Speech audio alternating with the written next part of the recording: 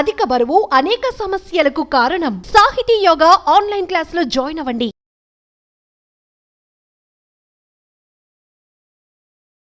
Hi viewers, India's largest digital media network Suman టీవీకి స్వాగతం. ప్రస్తుతం మనతో ఉన్నారు motivational speaker and language trainer Vijaya Bangaru. అమ్మ, ఒక ఇద్దరి మధ్య ప్రేమ అనేది పుట్టడం అనేది నిజంగా అదొక గాడ్ గిఫ్ట్.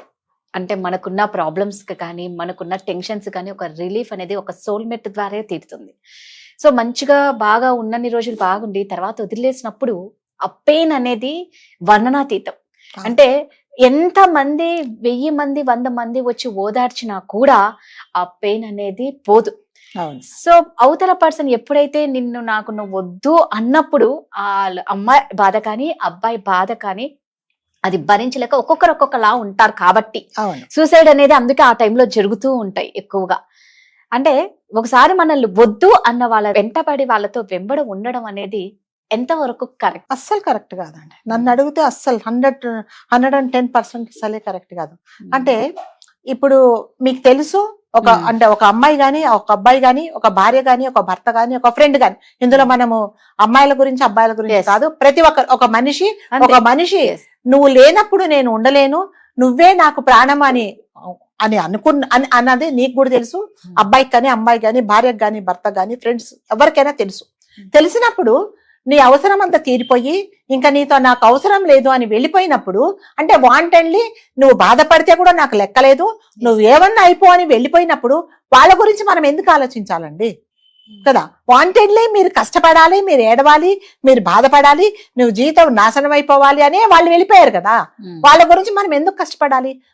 మనం ఏడుస్తే వాళ్ళు చూస్తారు, అది వాళ్ళకి కావాలి. కాబట్టి ఏం చేయాలంటే, నా అడ్వైస్ అయితే, ఎవరైతే మనల్ని కాదని వెళ్ళిపోయారో వాళ్ళు లేరు, మన జీవితంలో లేరు. ఫస్ట్ చేయాల్సింది వాళ్ళ నంబర్ బ్లాక్ చేయండి. వాళ్ళు మనకు లైఫ్ లో లేరు, ఇవాళ నుంచి లేరు వాళ్ళు. సో అంటే వాళ్ళ పర్పస్ ఏమంటే, నేను లేకుంటే కూడా వీళ్ళు సంతోషంగా ఉంటారా బాధగా ఉంటారా, మనం బాధపడితే చూడాలనే వాళ్ళు అనుకున్నప్పుడు అస్సలు నువ్వు ఎవరో నాకు తెలీదు, నీతో నాకు సంబంధం లేదు అనేలాగా ఉండాలి. కానీ అమ్మా, అంటే ఒక్కొక్కరు ఒక్కొక్కలా తీసుకుంటారు. అవును, లైట్ తీసుకునే వాళ్ళు ఉంటారు, నెక్స్ట్ వెంటనే ఇంకో ఆప్షన్ కి వెళ్ళిపోయే ఇంకో పర్సన్ తో ఉండే వాళ్ళు ఉంటారు, కొందరు సెన్సిటివ్ వాళ్ళు ఉంటారు, దాన్ని డైజెస్ట్ చేసుకోలేక మీరు అన్నారు ఇందాక బ్లాక్ లో పెట్టు అని.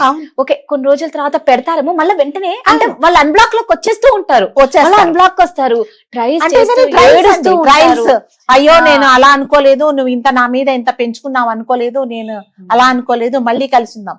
ఎప్పుడైతే ఒకటేనండి, ఎప్పుడైతే ఎవరి జీవితంలో నుంచి అయితే ఎవరైతే ఇంటెన్షన్ గా మనను బాధ పెట్టాలి అనే ఇంటెన్షన్ తోనే వెళ్ళిపోయారో మళ్ళీ వాళ్ళు వస్తే మళ్ళీ చేయరని గ్యారంటీ లేదు. అంటే ఒకటమ్మా, ఆ పెయిన్ వాళ్ళు తొందరగా దాన్ని హీల్ చేసుకోలేరు, ఆ గాయాన్ని.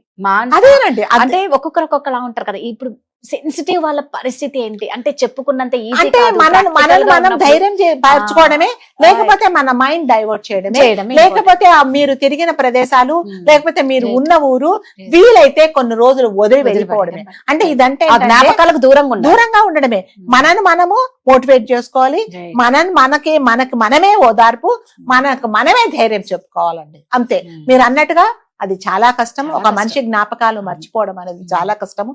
కానీ జ్ఞాపకాలు మర్చిపో అని అతను గాని అమ్మాయి గాని అబ్బాయి గాని భార్య గాని భర్త గాని వదిలి వెళ్ళిపోయాడు అంటే నువ్వంటే లెక్కలేదనే కదా, నువ్వు బాధపడాలనే కదా.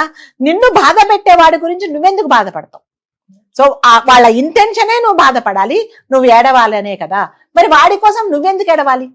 హీస్ ఫైన్, బానే ఉన్నాడు, బయటికి వెళ్ళాడు, నీలాగా బాధపడుతున్నాడా?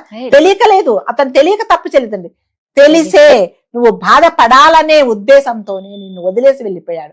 నువ్వు ఎప్పుడైనానండి ఎలా ఉంటదంటే, ఒక మనిషి ఎవరైనా సరే, నువ్వు లేకపోతే నేను ఉండలేను, నువ్వు లేకపోతే నా ప్రాణం పోతుంది, నువ్వు లేకపోతే నా ఊపిరి కూడా తీసుకోలేను అని మీరు ఎప్పుడైతే వాళ్ళ ముందు వ్యక్తం చేస్తారో, మీ వీక్నెస్ మీ వీక్ పాయింట్ చెప్తారో, వాళ్ళు మిమ్మల్ని ఏ మాత్రం గౌరవించారండి. అంటే ఆ రకంగా కూడా మిమ్మల్ని బ్లాక్మెయిల్ చేస్తారు. అంటే కొన్ని విషయాలు మనకి ఇష్టం లేకుండా చేయాల్సిన పరిస్థితి వస్తుంది అనమాట. అంటే ప్రతి మనిషికి సెల్ఫ్ రెస్పెక్ట్ అనేది చాలా ఇంపార్టెంట్ అండి. ఎప్పుడైతే అంటే మనకి ఇష్టం లేని పనులు కూడా నీతో చేయిస్తూ ఉన్నాడో అంటే ఏంటి, ఇప్పుడు నువ్వు అతను లేకపోతే నువ్వు ఉండలేవు కాబట్టి నీకు ఇష్టం లేని పనులు కూడా వాళ్ళు చెప్పినట్టు నువ్వు చెయ్యాలి. సో అప్పుడు ఏంటి, నీ సెల్ఫ్ రెస్పెక్ట్ లేనట్టే కదండి.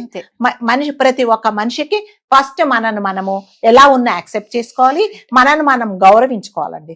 అది లేనప్పుడు మాత్రం చాలా కష్టాలు వస్తాయి. లేదు ఫైన్, వాడు ఏం చేసినా, వాడు ఎలా ట్రీట్ చేసినా, బాబు నేను నీ ఇంటి ముందుంటాను, ఒక కుక్కలాగా పడి ఉంటాను అనే పరిస్థితికి నువ్వు దిగదార్చుకుంటావా? అరే పోరా పో, నువ్వు ఉంటే ఏంటి లేకపోతే ఏంటి, నీకంటే నేను రాజాలాగా బతుకుతాను, నన్నేంటో నేను ప్రూవ్ చేసుకుంటానని బతుకుతే ఎస్, మీరు అన్నట్టుగా ఆ గాయం మానడానికి, ఆ పెయిన్ తగ్గడానికి చాలా టైం పడుతుందండి. ఆ టైం ఎలా స్పెండ్ చేయాలంటే అస్సలు మర్చిపోవడానికి చాలా కష్టం అండి. ప్రతి క్షణము నిమిషానికి ఆ గుర్తులు అనేది మనకి వస్తూ ఉంటాయి. తప్పకుండా మనకు అతను గాని అమ్మాయి గాని అబ్బాయి గాని గుర్తొచ్చినప్పుడు చాలా బాధగా ఉంటుంది. అలాంటప్పుడు ఏం చేయాలంటే మనం బిజీ చేసుకోవాలి ఫస్ట్ ఆఫ్ ఆల్. అంటే ఎలా ఉంటదంటే ఊపిరి తీసుకోవడానికి కూడా నీకు టైం లేదు అనేలాగా ఉండండి. మీకు అసలు మంచినీళ్ళు తాగంటే కూడా నాకు టైం లేదు, అలా ఉన్నప్పుడు అసలు నీకు టైమే లేదు దాని గురించి ఏం ఆలోచించాలి. అందుకని అంటే మనను కంట్రోల్ చేసుకోవాలంటే సెల్ఫ్ కంట్రోల్ అనేది చాలా ఇంపార్టెంట్. సెల్ఫ్ డిసిప్లిన్ కూడా ఇంపార్టెంట్. నిన్ను ఎవరైతే బాధ పెట్టి నువ్వు బాధపడితే నీ కళ్ళల్లో నీళ్లు చూడాలని వెళ్ళిపోయిన వాడి గురించి వాడు లేడు అని మీరు అనుకున్న రోజే మీరు బాగుపడతారు.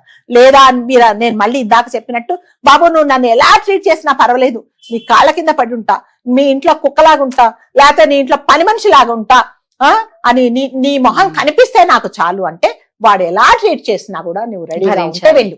అంతే, నీకు అది కావాలా ఇది కావాలనేది వాళ్ళే ఆలోచించుకోవాలి. సో ఎవరైతే మనను కాదని వెళ్ళిపోయారో వాళ్ళ చుట్టూ తిరగడం అన్నంత అవివేకం అనేది అసలు ఏమీ లేదండి. నీవు నాకెంత అవసరం లేదో నాకు కూడా నీ అవసరం లేదు. ఎప్పుడైనా ప్రేమ అనేది, ఎఫెక్షన్ అనేది, లవ్ అనేది ఇరువైపులా ఉండాలండి. One side affection, one side ప్రేమ అనేది ఎప్పుడు పనికి రాదండి. తప్పకుండా ఇలాంటివే జరుగుతాయి. కాబట్టి నేను మళ్ళీ ఏం చెప్తున్నానంటే, ఎవరైతే ఇంటెన్షన్ గా మీరు బాధపడాలని మిమ్మల్ని వదిలేసి వెళ్ళిపోయారో వాళ్ళను కూడా మీరు కూడా మర్చిపోవటానికే ట్రై చేయండి. వీలైతే కొత్త ప్రదేశాలకు వెళ్ళండి, కొత్త ఫ్రెండ్షిప్ చేసుకోండి, కొత్త పనులతో బిజీ అవ్వండి, మిమ్మల్ని మీరు మోటివేట్ చేసుకోండి, మీరు ఊపిరి పీల్చుకోలేనంతగా బిజీ అవ్వండి. అప్పుడు మాత్రమే మీరు బాగుపడతారు. లేదా సెకండ్ ఆప్షన్ ఏంటి, వెళ్ళి వాడి ముందు ఒక బానిసలాగా బతకండి. వాడు ఎలా ట్రీట్ చేసినా కూడా మీకు ఓకే అంటే వెళ్ళి ఉండండి, ఫైన్. ఆ ఏడుపులోనే ఆ బాధనే మాకు సంతోషంగా ఉందంటే వాడు ఏం చెయ్యాలి అంతే. మరి వాడు ఒక పని మనిషి లాగా చూస్తాడు, అలా అయినా కూడా నాకు పర్వాలేదు, ఆయన నీడైనా నేను చూసి బతుకుతానంటే వెళ్ళుండు మరి. సో ఇది ఏంటంటే ఎవరికి వాళ్ళు సెల్ఫ్ మోటివేషన్ అనేది చాలా ఇంపార్టెంట్. సెల్ఫ్ కంట్రోల్ కూడా ఉండాలి, చాలా ఇంపార్టెంట్ సెల్ఫ్ కంట్రోల్. ఎప్పుడైనా మనకి ఏదైనా సమస్య వస్తే మాత్రం ఖచ్చితంగా డైవర్షన్ అనేది చాలా ఇంపార్టెంట్. అప్పుడే నలుగురితో స్పెండ్ చేస్తే మనం ఏంటో అంతే. కానీ కొంతమంది ఆత్మహత్యలు చేసుకొని కాదు కదా, లేకపోతే అదేంటి మగవాళ్ళైతే తాగుతారు, ఆడవాళ్ళైతే ఏం చేస్తారంటే టైం స్పెండ్ చేయడానికి ఇంకేదేదో పనులు చేస్తారు. అలాంటివన్నీ చేయకండి. సో వాళ్ళు మీరు బాధపడడానికి మాత్రమే చేశారు కాబట్టి మీరు ఆత్మహత్యలు చేసుకోవడము, మీరు వాళ్ళ కోసం పుట్టలేదండి. ఎవడైతే నిన్ను రిజెక్ట్ చేసిన వాడి కోసం నువ్వు పుట్టలేదు. నీకంటే ఒక ఫ్యామిలీ ఉంది.